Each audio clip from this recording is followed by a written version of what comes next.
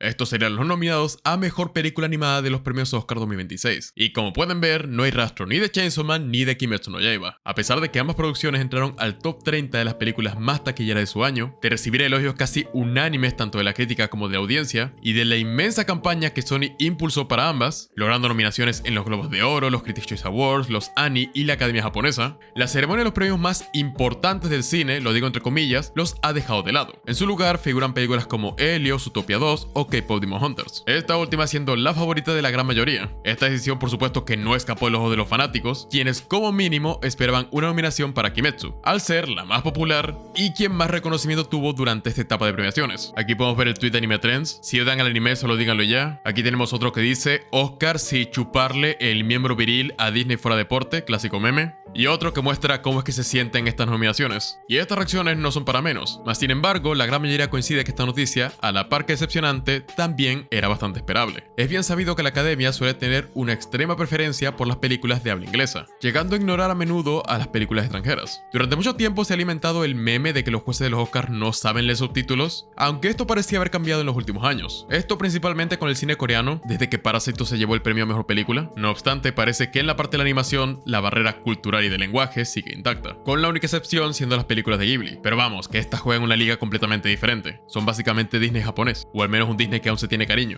Es tal la situación que varias películas que parecían encajar en el perfil de la Academia han quedado fuera, como ocurrió el año pasado con Look Back, otra historia basada en un manga de Fujimoto, y los que la conocen saben que esa película es puramente arte, y yendo más lejos, las obras de Makoto Shinkai, como Kimi no Na wa, Suzume, El tiempo contigo, las que jamás han recibido una nominación pese al prestigio que tiene su autor. Resalto sobre todo el detalle de perfil de película para el Oscar, porque no hace falta ser un genio para saber qué busca esta premiación: cine de autor, historias autoconclusivas e independientes de una franquicia. Siendo directos, en la historia de la Academia no ha habido nominaciones para películas que sean continuaciones de franquicias televisivas, como es el caso de Kimetsu no Yaiba y Chainsaw Man. En el caso de Kimetsu no Yaiba es aún peor, ya que su historia está dividida en partes. Esta es la primera de 3 películas que abarcarán el arco del Castillo Infinito. Por ello, es más difícil que un votante la tome en cuenta, y sabiendo que los Oscars están compuestos por viejos chotos, pues tiene bastante sentido. De hecho, esta es posiblemente una de las razones por las que Across the Spider-Verse perdió el premio a Mejor Película Animada, al ser la primera parte de una historia de 2. Eso sumado a que competía con Renyo la Garza y a ver quién es el guapo que le quite un Oscar a Miyazaki. Bajo esta lógica, la más cercana a una nominación sería Chainsaw Man, pues la historia del arco de RS abarca todo un arco argumental y es autoconclusiva. Si ignoramos que los personajes vienen de un anime previo, podría haber sido la excepción, sobre todo por su lenguaje visual que referencia directamente al cine de autor estadounidense. Y de hecho esto le valió ser la película número 1 en Letterboxd, una aplicación para cinéfilos que incluso cineastas de renombre utilizan. Sin embargo, aparte de los problemas ya mencionados, hay que considerar que son animaciones de clasificación R. Y aunque la Academia ha intentado lavar su imagen, no hay que olvidar que históricamente han tratado la animación como un producto exclusivamente para niños. Y por este estigma, es muy complicado que volteen a ver a estas películas por el montón de sangre y violencia que tienen. Ya lo sé, es absurdo y absolutamente injusto. Pero hey, con el panorama del cine actual, Kimetsu no Yaiba y Chainsaw Man ya hicieron historia en taquilla y siguen acumulando premios en otras ceremonias. Si equivocarse en las nominaciones fuera pecado, los Oscars pertenecerían al círculo más profundo del infierno. Yo vi estas premiaciones desde los 15 años, pero a partir de 2020 les perdí la pista. No por nada en específico, simplemente parece que perdí el interés. Pero viendo lo que vino después, creo que fue para bien. Es una lástima, sí, pero queda ahí. En fin, mi apuesta es para K-Pop Demon Hunter, que les juegan a Vicky Mouse. Recuerden suscribirse, darle like, compartir, todas esas cosas, pero sobre todo coméntenme qué opinan ustedes.